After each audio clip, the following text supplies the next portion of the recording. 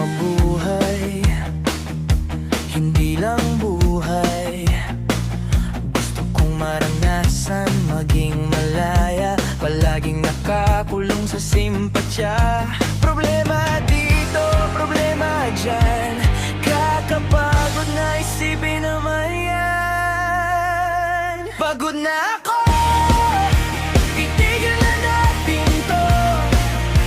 Hindi magtatagal ang kaligayan, babalik din sa kalungkutan. Kung magpahinga